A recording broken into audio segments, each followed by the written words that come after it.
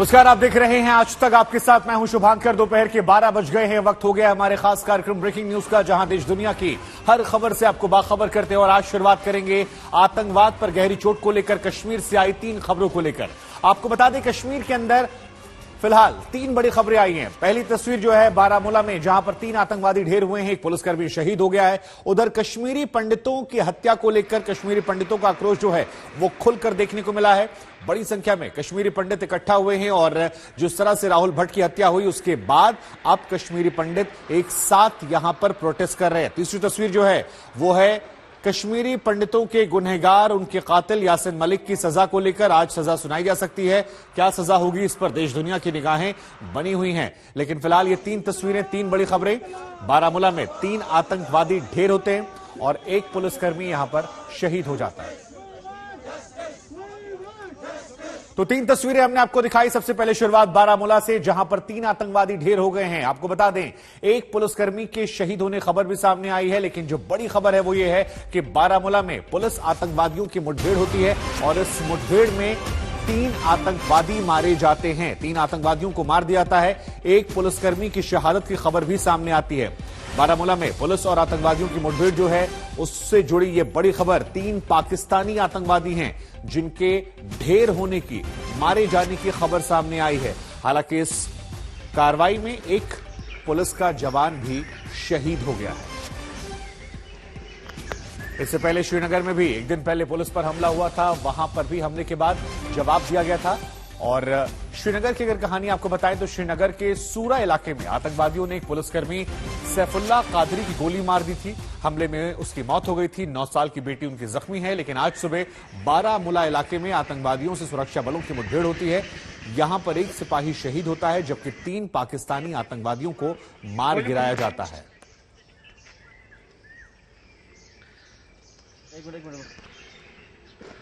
तो ये बड़ी जानकारी हम आपको बता दें, 3 आतंकवादियों के मारे जाने की खबर जो है वो बारामूला से आई। लेकिन ऐसे इनकाउंटर में इस टाइप का कोलेटरल डैमेज हम लोग को बर्दाश्त करना पड़ता है।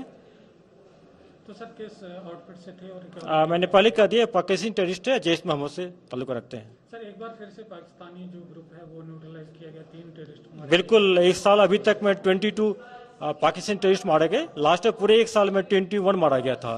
अच्छी बात है, जितना जल्दी पाकिस्तानी टेररिस्ट रफाया हो जाए, यहाँ शांति आने में अच्छा होगा, हम लोग इससे हेल्प मिलेगी। आपको लगता है कि यही लोग जो है वो यूज कर रहे हैं हमारे यूथ्स को यहाँ? बिल्कुल, जब तक यहाँ पाकिस्तानी टेररिस्ट रहेंगे तब तक हमारे लड़के भी एक्टिव होते रहते हैं। इसलिए हम लोग का प्रायोरिटी है कि पाकिस्तानी टेररिस्ट को टॉप प्रायोरिटी पर न्यूट्रलाइज करते रहें। सर कल जो सोरा में इंसिडेंट हुआ उसके बारे में क्या फर्दर इन्वेस्टिगेशन? ये लोकल एलईटी का टीआरएफ का टेररिस्ट है। उसका आइडेंटिफाई हो गया है, आदिल है गंदरबल का। उसके साथ एक और नया लड़का इसने ज्वाइन किया है। इसको बहुत जल्दी हम न्यूट्रलाइज कर देंगे। यहां पर आप सुन रहे थे और साफ लफ्जों में कहा गया कि जैश ए मोहम्मद से जुड़े आतंकवादी थे। पाकिस्तानी आतंकवादियों की संख्या जो है, जितनी पिछले साल में मारे गए थे, तकरीबन उतनी ही आतंकवादियों का सफाया इस साल अब तक हो चुका है मई महीने में। बड़ी बात यह भी कही कि पाकिस्तानी आतंकवादियों को मारने से घाटी में शांति बनी रहती है। यहां के लोकल जो लड़ाके हैं वो शांत रहते हैं। ऐसे में पाकिस्तानी घुसपैठियों को, आतंकवादियों को मार गिराया जाता है। पुलिस के एक जवान की शहादत को लेकर बोला, कहा कि यह दुर्भाग्यपूर्ण है, लेकिन ऐसे कोलेटरल डैमेज होते रहते हैं और जब हम ऐसे ऑपरेशंस को अंजाम देते हैं तो वहां पर यह खतरा बना रहता है। कश्मीर में सुरक्षा बलों को बुधवार सुबह एक महत्वपूर्ण सफलता मिली है जब एक मुठभेड़ में बारामूला जिले के क्रीरी इलाके में 3 पाकिस्तानी मिलिटेंट मारे गए। सुरक्षा बलों ने इस ऑपरेशन को आज सुबह तब अंजाम दिया जब एक खुफिया खबर मिलने के बाद जम्मू कश्मीर पुलिस और सुरक्षा बलों की टीम क्रीरी के इस इलाके में पहुंची। वहां पर मुठभेड़ शुरू हुई जिसमें ये 3 पाकिस्तानी जो आतंकी हैं वो मारे गए हैं। पुलिस के अनुसार मारे गए आतंकियों के कब्जे से भारी मात्रा में हथियार और गोली बारूद बरामद हुआ है। इस मुठभेड़ में एक पुलिसकर्मी की भी जान गई है। कल शाम को ही श्रीनगर के सोरा इलाके में टीआरएफ के आतंकियों ने एक पुलिसकर्मी को निशाना बनाया था। जब वो घर के पास अपनी बेटी के साथ निकला था, उस पर अंधाधुंध गोलीबारी हुई जिसमें उस पुलिसकर्मी जिसका नाम फैसुल्ला कादरी था उसकी जान गई, जबकि उसकी बेटी इस हमले में घायल हुई है। इस पुलिस पर हुए इस हमले के बाद लगातार श्रीनगर और कई इलाकों में सुरक्षा बलों ने, खासतौर से जम्मू कश्मीर पुलिस ने कई सारे ऑपरेशन और तलाशी अभियान शुरू किए हैं, जिसके चलते ये आज की जो मुठभेड़ बारामूला जिले में हुई है वो ही उसका नतीजा है। अब पुलिस की तरफ से यही जांच हो रही है कि इस मुठभेड़ में मारे गए आतंकियों का कल के हमले के साथ कोई संबंध था या नहीं। रूफ अहमद के साथ अशरफ वानी, श्रीनगर, आज तक। तो ये तस्वीरें हम आपको दिखा रहे हैं। हम आपको बता दें कि बारामूला में पुलिस और आतंकवादियों की मुठभेड़ होती है और इस मुठभेड़ में 3 आतंकवादियों को ढेर कर दिया जाता है। इन आतंकवादियों को लेकर जो जानकारी अब तक सामने आई है उसके मुताबिक ये तीनों पाकिस्तानी आतंकवादी थे। हालांकि इस पूरे ऑपरेशन को अंजाम देने में एक पुलिस के जवान की शहादत भी हो जाती है। ये बड़ी जानकारी निकल कर आई है। आईजीपी कश्मीर विजय कुमार ने बताया कि मुठभेड़ में जम्मू कश्मीर पुलिस का एक जवान शहीद हो गया है। उधर हम आपको बता दें कि चाड़ूरा तहसील ऑफिस के कर्मचारी राहुल भट्ट की हत्या के विरोध में प्रदर्शन हो रहा है। लेकिन आज जो ये खबर आई, ये बड़ी खबर है, क्योंकि बारामूला के ककरेरी इलाके में नजी भात क्रॉसिंग पर सेना और आतंकवादियों के बीच में ये मुठभेड़ होती है। पुलिस के जवान जो हैं वो यहां मुठभेड़ का हिस्सा बनते हैं और एक जवान उनका शहीद हो जाता है। इधर कल श्रीनगर के सूरा में पुलिसकर्मी सैफुल्ला कादरी को दहशतगर्दों ने गोलियों से भून डाला। आतंकवादियों ने पुलिसकर्मी की मासूम बच्ची पर गोलियां बरसा दी। उसकी हालत फिलहाल गंभीर बनी हुई है।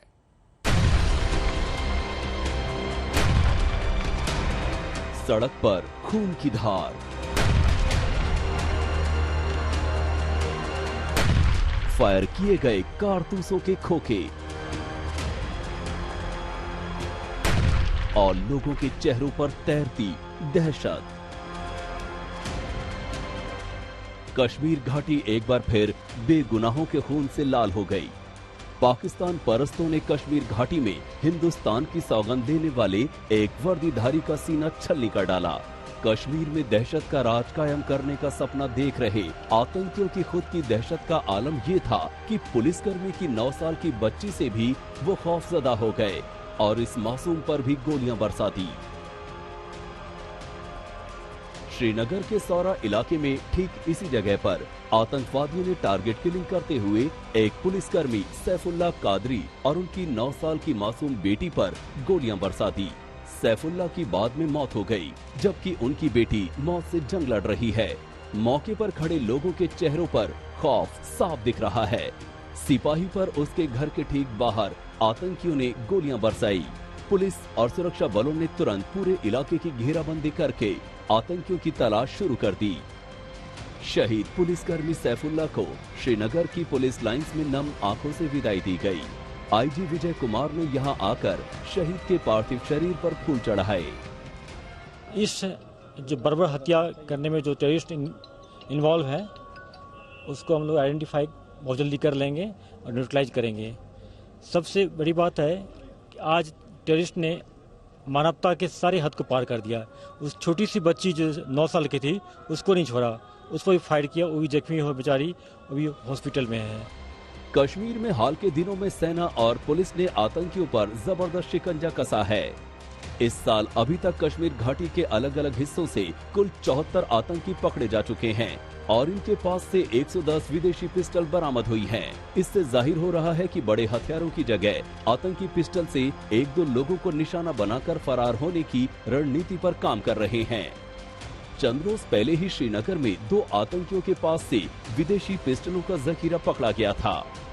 बौखलाए आतंकी टारगेट किलिंग पर उतर आए हैं। इसी महीने 12 मई को बडगाम में टारगेट किलिंग में सरकारी कर्मचारी कश्मीरी पंडित राहुल भट्ट का कत्ल कर दिया गया था। एलजी मनोज सिन्हा ने मंगलवार को उसके परिवार वालों से मिलकर हौसला दिया। आतंकी टारगेट किलिंग कर रहे हैं क्योंकि उनको डर सता रहा है कि वो सफाई की तरफ बढ़ रहे हैं। श्रीनगर से अशरफ वानी, आज तक। तो सैफुल्ला कादरी वो जवान जो भारत माता की सेवा करते हुए शहीद हो गया, उसकी बच्ची को भी आतंकवादियों ने बख्शा नहीं। हम आपको 3 तस्वीरें दिखाते हैं, 3 अलग अलग खबरें, कैसे आतंकवादी जो हैं वो बौखलाए हुए हैं। और फिलहाल पहली तस्वीर जो है वो आज की है, क्योंकि आज भी एक पुलिसकर्मी शहीद हुआ है। हालांकि ये उस ऑपरेशन के दौरान हुआ है जिसमें 3 पाकिस्तानी आतंकवादियों को मार गिराया गया, ढेर कर दिया गया। दूसरी तस्वीर की बात करेंगे तो कश्मीरी पंडितों के आक्रोश को लेकर है। यह आक्रोश इसलिए है क्योंकि चाडूरा तहसील दफ्तर में कर्मचारी राहुल भट्ट की हत्या के विरोध में कश्मीरी पंडित लगातार प्रदर्शन कर रहे हैं। और तीसरी तस्वीर यासिन मलिक को सजा को लेकर, जहां पर सजा का ऐलान अब से थोड़ी देर बाद हो सकता है। कश्मीर को खून से सींचा, कश्मीर हमारा है, कश्मीर को खून से जिंदाबाद, इंकलाब इंकलाब जिंदाबाद जिंदाबाद इंकलाब। कश्मीर घाटी में लगातार टारगेटेड किलिंग्स का सिलसिला जारी है और इसको लेकर यहां पर जम्मू की सड़कों पर कश्मीरी पंडित समुदाय के लोग प्रदर्शन कर रहे हैं। कल शाम को भी जम्मू कश्मीर के एक पुलिसकर्मी सैफुल्लाह कादरी को आतंकवादियों ने मार दिया और उसके बाद यहां पर जम्मू की सड़कों पर अब आक्रोश दिख रहा है। और आतंकवादियों ने सैफुल्लाह कादरी की जो 9 वर्ष की बेटी है उसको भी नहीं बख्शा, उस पर भी गोली मारी गई। और यहाँ पर अब कश्मीरी पंडित समुदाय के लोग यही मांग कर रहे हैं कि जो कश्मीर घाटी में वल्नरेबल सेक्शन है, यानी कि जो कमजोर वर्ग के लोग हैं जो अपने आप को असुरक्षित महसूस कर रहे हैं, उनको सरकार को सुरक्षा देनी पड़ेगी। ये यूनाइटेड फ्रंट बना हुआ है, ये तमाम ऑर्गेनाइजेशन इसका मैंडेट मिल चुका है इसको। हमारा मानना यह है कि जो भी आज तक सक्सेसफुल गवर्नमेंट्स आई है, जितने भी चाहे मरकज में आई चाहे यहाँ जम्मू कश्मीर की सरकारें जो आई, उन्होंने हमारे साथ धोखा किया है। हमारा मानना यह है कि जब तक कश्मीरी पंडितों को आज इस त्रासदी का इंसाफ नहीं मिलेगा तब तक हम चुप करने वाले नहीं है। सब ये जो किलिंग है, टारगेट किलिंग भी हो रही है, लेकिन इसके साथ साथ है हमारे पुलिस के जवान किसी भी कम्युनिटी के without any caste and killing वहाँ पर हो रही है। तो हम देख रहे हैं कि हमारा जो कश्मीर है किस दिशा में जा रहा है। एक सरकार का फर्ज होता है कि अपने जितने भी उनके रियासत के लोग हैं उनकी जान और माल की हिफाजत करने ले नौकरी पर बंदे जा रहे हैं, उनको मारा जा रहा है। कहीं पे पुलिस वाला ड्यूटी कर रहा है, उनको मारा जा रहा है। टारगेट क्लियरली हो रही है। तो हम आपको बता दें कश्मीरी पंडित जो हैं वो लगातार यहां पर प्रदर्शन कर रहे हैं, बड़ी संख्या में प्रदर्शन कर रहे हैं। और इससे जुड़ी एक बड़ी खबर हम आपको बता दें, लगातार खबरें आ रही हैं। तो कश्मीर से जुड़ी एक और अहम खबर आपको बता दें।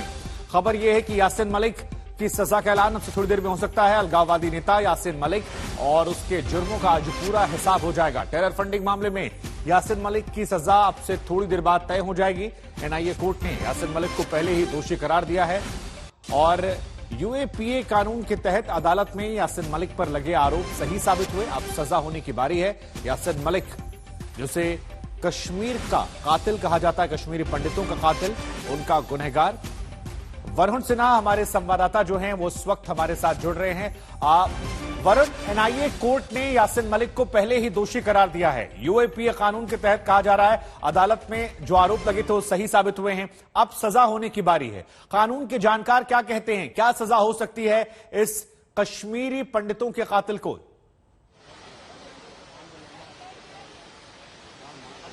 देखिए, सजा के प्रावधान की अगर बात करें तो इस पूरे मामले में खासकर यूएपीए की जो तमाम धाराएं लगाई हैं, धारा 16 से लेकर 20 तक और उसके अलावा 120 भी, इन तमाम धाराओं में सीधे तौर पे जो है वो कम से कम मिनिमम जो सजा होगी वो होगी लाइफ सेंटेंस, माफ कीजिएगा उम्र कैद, और मैक्सिमम सजा जो होगी वो लाइफ सेंटेंस तक हो सकती है। ये इस पूरे मामले में सजा का प्रावधान है। दूसरी बात अगर मैं आपको समझाना चाहूं कि जिस तरीके से आज अब कोर्ट में जो है वो सजा पर जिरा होगी कि आखिर क्या जो सजा है वो किस तरीके से दी जाए, क्योंकि यासीन मलिक ने पिछली बार 10 मई को अपने जुर्मों को कबूल कर लिया था। तो ऐसे में यासीन मलिक की तरफ से ये कहा जाएगा कि मैंने खुद अपनी तरफ से जो है वो तमाम जो मैंने कथ्य किए हैं, जो मैंने कर्म किए हैं, जो मेरे हालात रहे हैं, जो मैंने परिस्थिति, उन सबको मैंने कबूल कर लिया है। तो ऐसी परिस्थिति में क्यों ना मेरी सजा पे जो है लीनियंसी बरती जाए, क्यों ना मेरी सजा को कम किया जाए। तो ये सारी जिरा जो है वो यासीन मलिक अपनी तरफ से रखेंगे। वरुण, आप बने रहिए हमारे साथ, में एक बार आपके पास आऊंगा। उससे पहले एक बार तस्वीरें दिखा दे। देखिए, यासिन मलिक को ले जाया जा रहा है।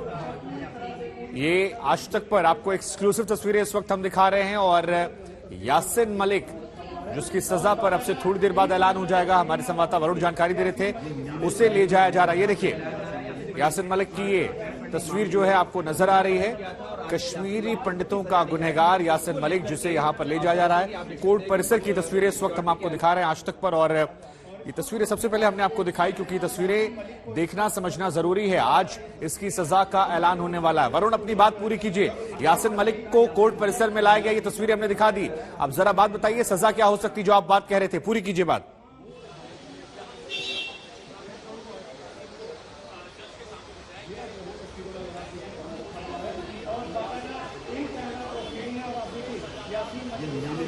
वरुण अपनी बात पूरी कीजिए। देखिए यासिन मलिक यहां पर नीली कमीज में आपको जाते हुए नजर आ रहा है, हाथ में एक फाइल लग रही है। और वरुण बात पूरी कीजिए। तस्वीरें हम दिखा रहे हैं यासिन मलिक के यहां पर कोर्ट परिसर में जाने की, जो बात आप पूरी करें सजा को लेकर। बिल्कुल शुभांकर, तो मैंने पहले भी कहा कि आज जो है वो अपनी तरफ से अपना पक्ष ये समझाते हुए यासीन मलिक कोर्ट को कहते हुए नजर आएंगे कि उन्होंने तमाम अपने गुनाह को कबूल किया है। अब ऐसे में कोर्ट लीनियंसी बरते, जो कम से कम सजा का प्रावधान है उसको वो दिया जाए। और अगर अपनी तरफ से कोर्ट ये पक्ष रख सकता है कि कोर्ट में यासीन मलिक की अब जो भी चीजें हुई हैं पिछले कुछ सालों में या कई सालों का जो उसका रिकॉर्ड है, उसके बाद उसने अपने जुर्म को कबूल किया है, तो ऐसे में ये होता है कि जब भी कोई आरोपी अपने गुनाह को कबूल करता है और वो मान लेता है कि उसने पूरी जिंदगी ताउम्र इस प्रकार के गुनाह किए हैं या ये उसके आरोप हैं, तो ऐसे में वो लीनियंसी बरतने की उम्मीद करता है कोर्ट से। तो इसी बात को यासीन मलिक रखेंगे कोर्ट के सामने। दूसरी बात यहाँ पर इंपॉर्टेंट निकल के आती है कि यासीन मलिक के पास कोई वकील नहीं है। पिछली बार भी जो है हालांकि कोर्ट ने उनको वकील दिया था, लेकिन उसके बाद उन्होंने वो वकील छोड़ दिया था। तो फिलहाल सीधे तौर पर अगर हम कह सकते हैं तो ये स्थिति थोड़ी देर में स्पष्ट हो जाएगी कि आखिर। अब जरा एक छोटा सा जवाब ये दीजिए कि प्रक्रिया तो हमने दिखा दी, यहां से ले जाया जा रहा है, कितना वक्त लग सकता है सजा के ऐलान में?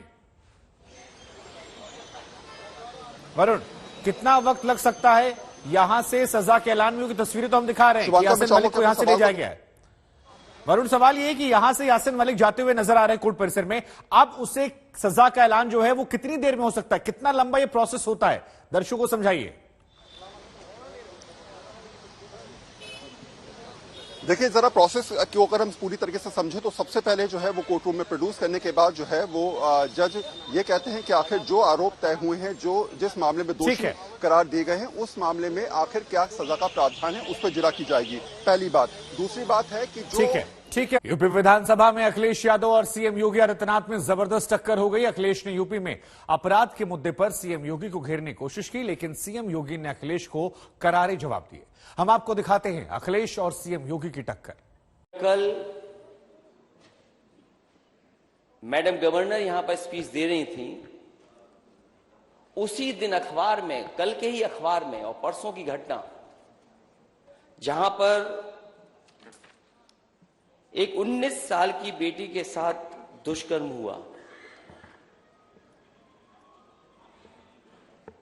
और ये एक घटना नहीं है। अगर हम घटनाओं को देखें और आंकड़ों को देखें, मैं माननीय अध्यक्ष आपके माध्यम से सरकार से कहूंगा, कम से कम सरकार इस पर साफ कहे कि जो जीरो टॉलरेंस की बात कर रही हो और जो सबसे ज्यादा अपने आप को प्रचार में इस बात के लिए प्रचार कर रही हो कि वो सबसे ज्यादा संवेदनशील है महिलाओं को लेकर के, बेटियों को लेकर के, लड़कियों को लेकर के। लेकिन अगर हम देश के और उत्तर प्रदेश के आंकड़े देखें तो महिला अपराधों में यूपी सबसे आगे है। भारतीय जनता पार्टी की सरकार है, यहां अपराधियों के बारे में ये नहीं कहा जाता कि लड़के हैं गलती कर देते हैं।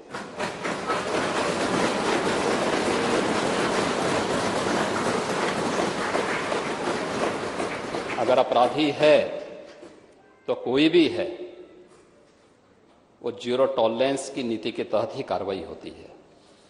सरकार और प्रशासन जब अपराधियों के साथ खड़ा हो जाएगा, जो घटना कर रहे हैं उनके साथ खड़ा हो जाएगा, तो न्याय कैसे मिलेगा?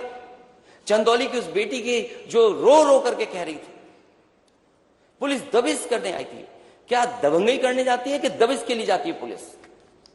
उसकी व्यवस्था है, सिस्टम है। आप कैसे जाएंगे घर में? ये किसने छूट दी है? आप घर में घुस गए, बेटी को इतना पीटा कि जान चली गई उसकी।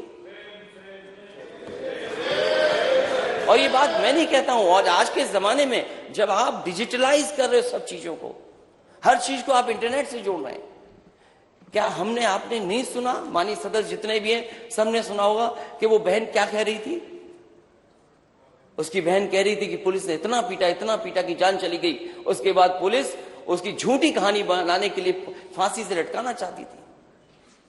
कि इससे पहले विधानसभा के चुनाव होते थे या कोई चुनाव होता था, तो चुनाव के दौरान भी और चुनाव के बाद भी व्यापक हिंसा होती थी। महोदय, कुछ लोगों ने इस विधानसभा चुनाव के दौरान भी या चुनाव संपन्न हुए उसके बाद कुछ हरकत की थी, लेकिन उस हरकत को कुछ ही घंटों में हम लोगों ने कंट्रोल भी किया, यूपी पुलिस ने कंट्रोल भी किया है। बहुत सारे लोगों ने गर्मी दिखाने का प्रयास भी किया, तो गर्मी भी शांत हो रही है, बहुत अच्छे ढंग से हो रही है। उत्तर प्रदेश की कानून व्यवस्था आज देश के अंदर नजीर बनी हुई है। 5 वर्ष में कोई दंगा नहीं। 2012 से 17 के बीच में 700 से अधिक दंगे, बड़े दंगे हुए थे। महीनों महीनों तक मुजफ्फरनगर, बरेली, लखनऊ, कानपुर, कौन सा ऐसा जिला था जहां पे दंगे न हुए हों? 5 वर्ष में कोई दंगा, 17 से 22 के बीच में कोई दंगा नहीं हुआ, कोई कर्फ्यू नहीं। और नई सरकार के गठन के बाद रामनवमी के अवसर पर देश के अंदर 7 राज्यों में दंगे हुए, यूपी में कोई दंगा नहीं। कपिल सिब्बल देश के जाने माने वकील और कांग्रेस पार्टी के नेता अब कांग्रेस में नहीं है। वो समाजवादी पार्टी का दामन थाम चुके हैं और समाजवादी पार्टी की तरफ से राज्यसभा जाएंगे। कपिल सिब्बल समाजवादी पार्टी के टिकट से राज्यसभा जाएंगे, ये इस वक्त की बड़ी खबर है। कांग्रेस की सरकार में यूपीए में मंत्री थे और अब वो यहां से राज्यसभा जाएंगे। पिछले कुछ वक्त से लगातार नाराज चल रहे थे कपिल सिब्बल और अब कपिल सिब्बल समाजवादी पार्टी के कोटे से राज्यसभा जाएंगे। तो ये बड़ी खबर हम आपको बता रहे हैं। कपिल सिब्बल जाना माना नाम और अब वो नामांकन में जिस वक्त यहां पहुंचे उस वक्त उनके साथ अखिलेश यादव भी मौजूद थे। यहां से अब वो राज्यसभा जाएंगे। तो राज्यसभा चुनावों में सिब्बल की चांदी है। राहुल की मुखालफत करने वाले कपिल सिब्बल को राज्यसभा भेजने की तैयारी जो है वो हो चुकी है। कपिल सिब्बल आपको बता दें जाना माना नाम, लेकिन अब अखिलेश यादव की तरफ से क्या कुछ कहा गया जब उन्हें राज्यसभा भेजने की बात सामने आई, हम आपको सुनाते हैं। आज देश किस रास्ते पर है? आज बेरोजगारी सबसे ज्यादा है, महंगाई रुक नहीं रही है, कानून व्यवस्था ध्वस्त होती चली जा रही है, हमारी सीमाएं सुरक्षित नहीं है, चीन लगातार हमारी सीमाओं के अंदर आ रहा है।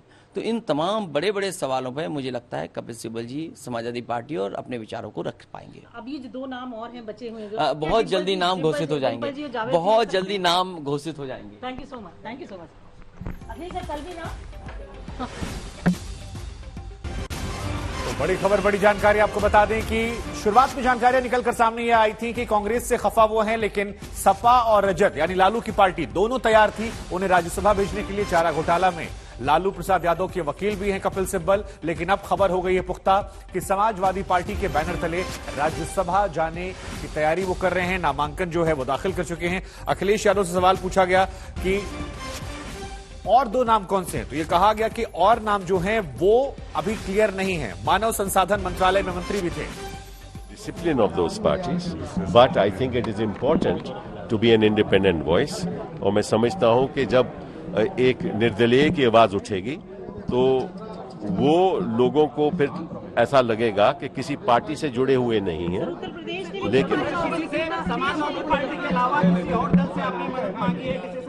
देखिए हम विपक्ष में रह के हम एक गठबंधन बनाना चाहते हैं, सभी का गठबंधन, ताकि हम मोदी सरकार का विरोध करें। हम चाहते हैं कि 2024 में एक ऐसा माहौल बने हिंदुस्तान में कि मोदी सरकार की जो खामियां हैं वो जनता तक पहुंचाई जाएं और हम इसका प्रयास करेंगे। मैं खुद इसमें अपना इसका प्रयास करूंगा। मैंने दे दिया है 16 मई को मैंने कांग्रेस पार्टी से त्याग पत्र दे दिया है।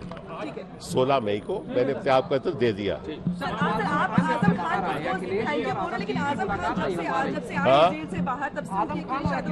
मुलाकात नहीं हो पाई है, तो क्या आजम खान और अखिलेश जी की अब तक मुलाकात नहीं। अरे भैया आप देखिए, मैं यहाँ आया हूँ, ये सवाल अब हमसे काहे को पूछ रहे हैं?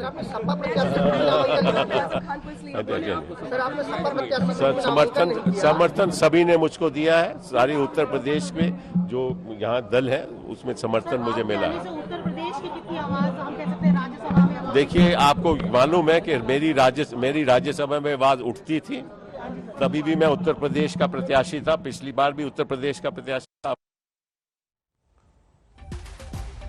तो कपिल सिब्बल को आप सुन रहे थे। हमारे साथ हमारे संवाददाता कुमार अभिषेक जुड़ रहे हैं। कुमार अभिषेक, 73 साल के कपिल सिब्बल, कई ऑप्शंस थे, आरजेडी से लेकर जेएमएम लेकिन चुना गया समाजवादी पार्टी को। जरा बताइए इस खबर के पीछे की कहानी क्या है, क्यों कांग्रेस छोड़ उनका नया ठिकाना समाजवादी पार्टी?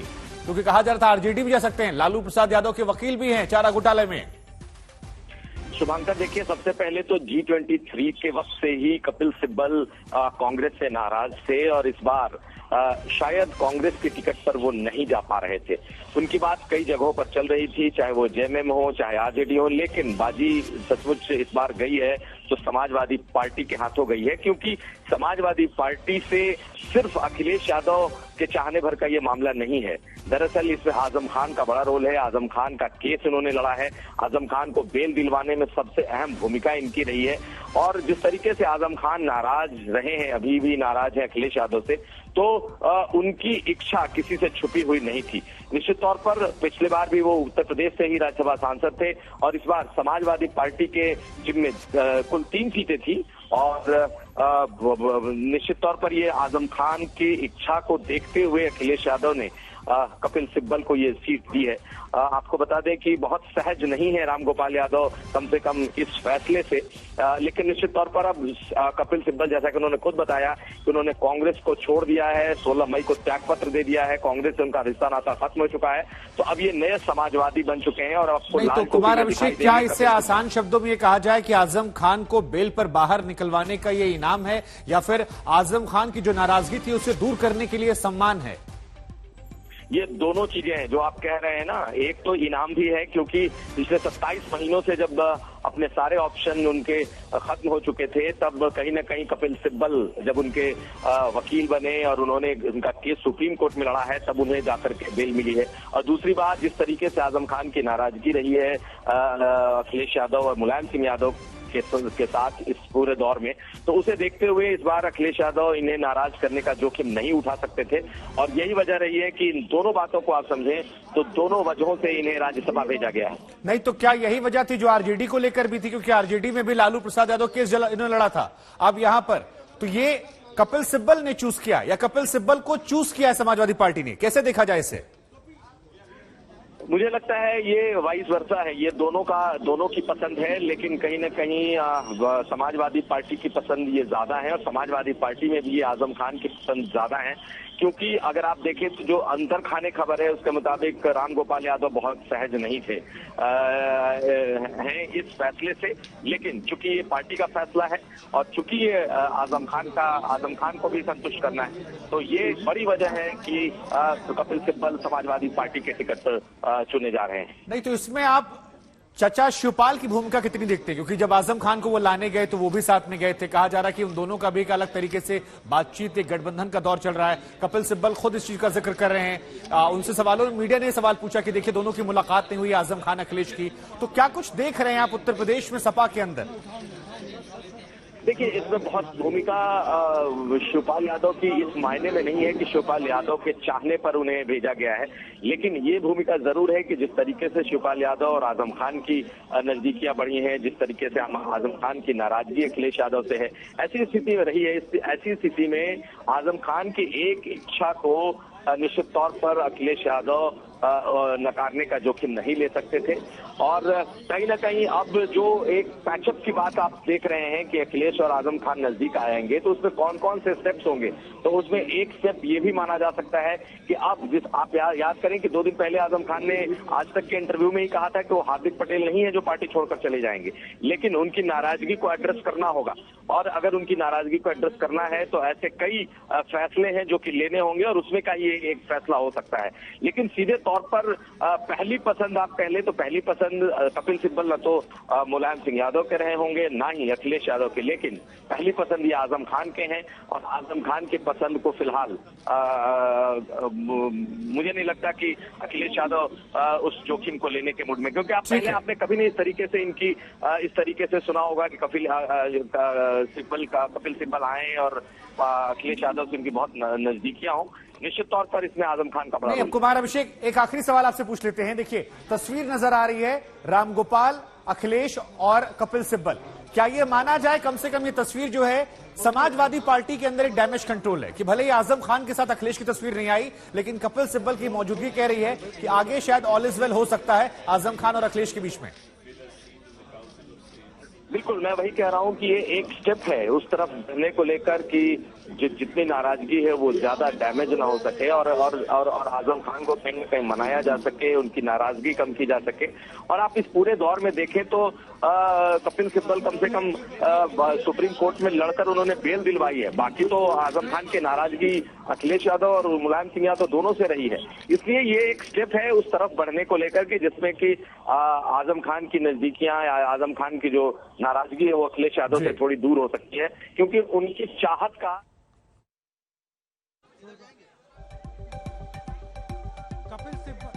पूर्व कांग्रेस नेता कपिल सिब्बल ने राज्यसभा का नामांकन कर दिया। सिब्बल साहब, आज आपने नॉमिनेशन कर दिया है, इंडिपेंडेंट तौर पर नॉमिनेशन किया है। इंडिपेंडेंट। आपने इस्तीफा, आपने बताया कि आपने इस्तीफा दे दिया है, आपने इस्तीफा दे दिया है कांग्रेस पार्टी से? दिया, 16 मई को मैंने इस्तीफा दे दिया। तो इंडिपेंडेंट तौर पर समाजवादी पार्टी की सदस्यता लेंगे? अरे भैया, जब बोल दिया कि दोबारा बोले, एक आप दोहराए जो बात आजम खान साहब को बाहर लाने में आपने जो मदद की उसको लेकर के काफी कृतज्ञता जताई है आजम खान। साफ तौर पर कपिल सिब्बल जिन्होंने इस वक्त नामांकन दाखिल कर दिया है, इंडिपेंडेंट कैंडिडेट के तौर पर नामांकन है। समाजवादी पार्टी से अभी फिलहाल सदस्यता नहीं ली है, लेकिन कांग्रेस पार्टी से इस्तीफा दे दिया है और उत्तर प्रदेश के रास्ते अब वो एक स्वतंत्र तौर पर प्रत्याशी के तौर पर राज्यसभा जाने की तैयारी में है। लखनऊ से कैमरामैन रोहित के साथ अभिषेक मिश्रा, आज तक। तो ये तस्वीर आप देखिए, तस्वीर कई मायनों में खास है क्योंकि यहां पर कपिल सिब्बल नजर आ रहे हैं, उनके ठीक बगल में बाईं तरफ अखिलेश यादव बैठे हैं और उसके बगल में राम गोपाल यादव। और ये कहा जा रहा है कि राम गोपाल इस फैसले से बहुत ज्यादा खुश नहीं थे, लेकिन क्योंकि आजम खान को जेल से बाहर निकलवाने, बेल दिलवाने में कपिल सिब्बल की एक महत्वपूर्ण भूमिका थी, लिहाजा आजम खान को खुश करने और आजम खान की फरमाइश या सिफारिश भी आप कह सकते हैं, उस पर कपिल सिब्बल को राज्यसभा भेजा जा रहा है।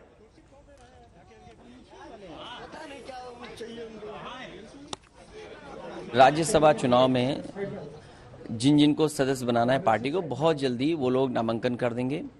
आज कपिल सिब्बल जी ने किया है, वो समाजवादी पार्टी के समर्थन से राज्यसभा में जा रहे हैं, पहला नॉमिनेशन हुआ है। इस तरह पार्टी की तरफ से 2 और जा सकते हैं, बहुत जल्दी उनका भी नॉमिनेशन हो जाएगा। कपिल सिब्बल जी के आने से किस तरीके से देखते हैं? कपिल सिब्बल जी वरिष्ठ अधिवक्ता रहे हैं, देश के जाने माने केसेस उन्होंने लड़े हैं। वो लोकसभा में रहे हों, राज्यसभा में रहे हों, उन्होंने बात को अच्छी तरह रखा है ढंग से। पॉलिटिकल कैरियर भी है उनके पास, एज ए लॉयर बहुत सक्सेसफुल लॉयर हैं। तो हमें उम्मीद है कि देश में जो बड़े बड़े सवाल हैं, आज देश किस रास्ते पर है, आज बेरोजगारी सबसे ज़्यादा है, महंगाई रुक नहीं रही है, कानून व्यवस्था ध्वस्त होती चली जा रही है, हमारी सीमाएं सुरक्षित नहीं है, चीन लगातार हमारी सीमाओं के अंदर आ रहा है। तो देखिए, अखिलेश यादव को भी अगर आप सुनेंगे तो वो इस बात पर जोर कम दे रहे हैं कि वो नेता इस बात पर बहुत जोर दे रहे हैं कि देखिए उन्होंने कई बड़े केसेस लड़े और यही बड़ी वजह बनी, यही एक्स फैक्टर बना कपिल सिब्बल का सपा में जाने का, राज्यसभा पहुंच जाने का। कांग्रेस के नेता कपिल सिब्बल ने कांग्रेस पार्टी से इस्तीफा दे दिया है। उन्होंने बताया कि 16 मई को मैंने कांग्रेस से इस्तीफा दे दिया था। यह कहा जा रहा उनके पास 3 ऑप्शन है। पहला ऑप्शन समाजवादी पार्टी, दूसरा आरजेडी और तीसरा जेएमएम उनके पास ऑप्शन था। सपा में आजम खान को जेल से बाहर निकलवाने में उनकी भूमिका बहुत महत्वपूर्ण थी। उधर चारा घोटाला में लालू प्रसाद यादव के भी वो वकील थे, लिहाजा आरजेडी में भी उनके पास ऑप्शंस लगातार बने हुए थे। लेकिन फिलहाल जो बड़ी जानकारी, बड़ी खबर आ रही है वो ये कि आजम खान से तल्ख रिश्तों के बाद आजम खान की चॉइस को प्राथमिकता दी गई। समाजवादी पार्टी के जो बाकी बड़े नेता थे उनकी पहली पसंद कपिल सिब्बल नहीं थे, लेकिन क्योंकि आजम खान यहां पर उनकी चॉइस थे और इस वजह से ये बात अब आगे बढ़ती नजर आई। कुमार अभिषेक भी हमारे साथ जुड़े हैं। कुमार अभिषेक, अखिलेश यादव को हम सुन रहे थे, उन्होंने भी ज्यादा जोर इसी बात पर दिया कि देश में कई बड़े केसेस लड़े हैं, कहा पॉलिटिकल एक्सपीरियंस भी है। तो क्या यह माना जाए कि जिस चीज पर हम और आप चर्चा कर रहे थे वही बड़ी बात है, आजम खान को जेल से बाहर निकालना, उसका इनाम, आजम खान को खुश करने की कोशिश? देखिए, इसमें 2 बड़ी बातें हैं। आप जो कह रहे हैं वो बिल्कुल सही है। आप देखें कि इन्होंने इंडिपेंडेंट के तौर पर अपना नॉमिनेशन किया है, समर्थन समाजवादी पार्टी दे रही है। देखिए, राम गोपाल यादव समाजवादी पार्टी के नेता हैं राज्यसभा में। ऐसी स्थिति में अगर पार्टी से चुनकर जाते हैं तो एक स्थिति बनेगी सीनियरिटी को देखते हुए या जिसे कह सकते हैं दो ऐसे बड़े लोग जो कि जिनका बड़ा चेहरा बड़ा नाम है, वो एक क्लैश ऑफ टाइटन्स हो सकता था। तो कुल मिलाकर के एक बीच का रास्ता निकालने की एक कोशिश दिखाई देती है कि राज्यसभा समाजवादी पार्टी के समर्थन से भी चले जाएं, क्योंकि 3 सीटें ऐसी हैं जिस पर कि समाजवादी पार्टी अपने कैंडिडेट भेज सकती है। कुमार अभिषेक, माफ कीजिए, आपको रोकना पड़ेगा। एक और बड़ी खबर आ रही है यासिन मलिक को लेकर, इस वक्त की सबसे बड़ी खबर है, और फैसले को लेकर खबर यह आ रही है कि 3:30 बजे फैसला आएगा। तो ये इस वक्त बड़ी खबर है यासिन मलिक की सजा को लेकर। फैसला जो है वो भी सुरक्षित रखा गया है, 3:30 बजे दोपहर में उसका ऐलान किया जाएगा। टेरर फंडिंग केस में यासिन मलिक पर फैसला जो है वो फिलहाल सुरक्षित है, लेकिन 3:30 बजे ये फैसला आएगा और इस फैसले पर पूरे देश की निगाहें हैं, क्योंकि यासिन मलिक का गुनाह जो है वो कानून ने भी माना, यासिन मलिक ने खुद माना। टेरर फंडिंग केस में यासिन मलिक पर फैसला जो है फिलहाल सुरक्षित है। तस्वीरें हमने आपको दिखाई थी जब उसे कोर्ट परिसर में ले जाएगा, लेकिन अब 3:30 बजे का इंतजार। अब बात करते हैं कुतुब मीनार विवाद को लेकर। कोर्ट में हिंदू पक्ष ने जो अर्जी लगाई उसमें कहा गया कि कुतुब मीनार परिसर में देवी देवताओं की मूर्तियां हैं, इसलिए उन मूर्तियों की पूजा का अधिकार दिया जाना चाहिए। इसी सिलसिले में हम आपको दिखा रहे हैं 1871-72 में कुतुब मीनार पर तैयार की गई एएसआई की यह खास रिपोर्ट।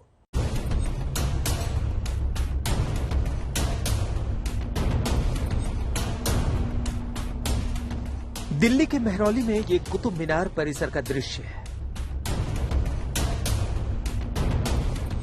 यहां सबूत के तौर पर सिर्फ कुतुब मीनार नजर आती है और कुछ हद तक लौह स्तंभ नजर आता है।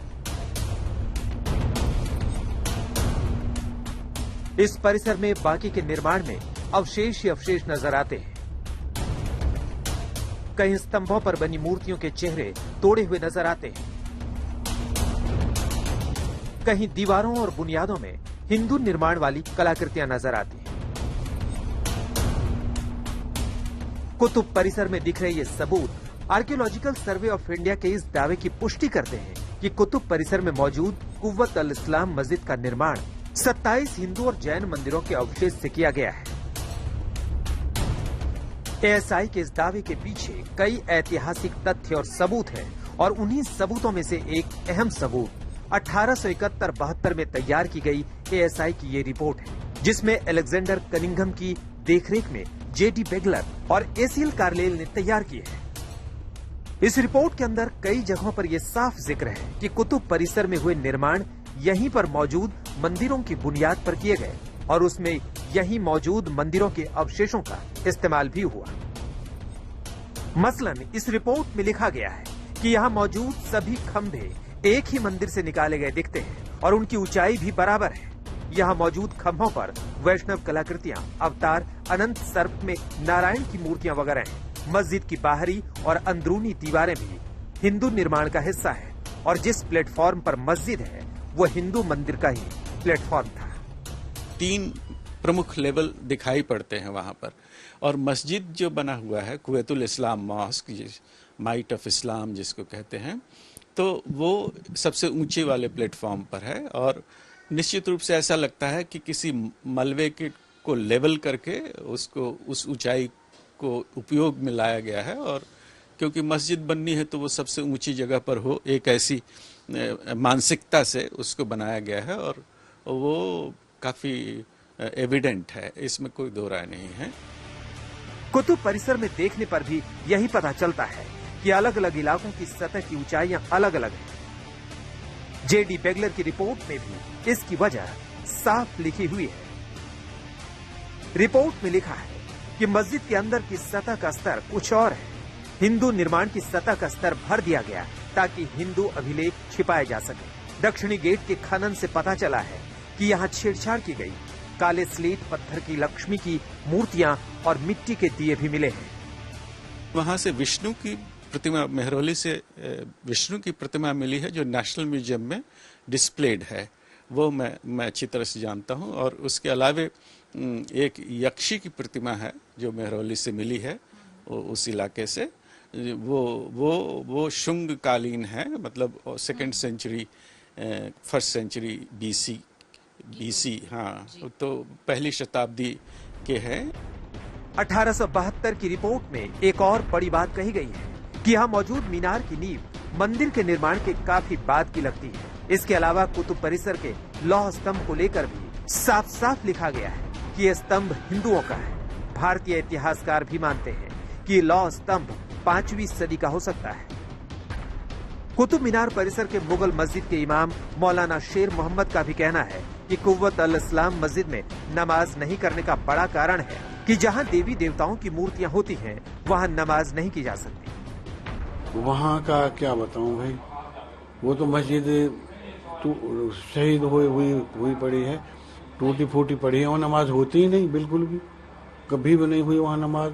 उसमें तो पहले से थी नहीं, किसी ने कोशिश भी नहीं की, ना वहाँ हुई नमाज, ना पूजा, ना नमाज, कुछ भी नहीं है वहाँ। तो ये तो अलग मस्जिद है, उसे 400 साल बाद में बनाई हुई है, और ये उन लोगों के लिए बनाई गई थी, इस मस्जिद की देखभाल के लिए। उस जमाने में जो लोग रहते थे, तो ये तो टूट फूट गई थी ना कुव्वतुल इस्लाम, इसलिए उनका हो सकता है ये उस जमाने की कोई मसलियत हो, तो उन्होंने ये अलग बना दी मस्जिद के, चलो भाई इसमें पढ़ो, तो इसमें हो रही है नमाज।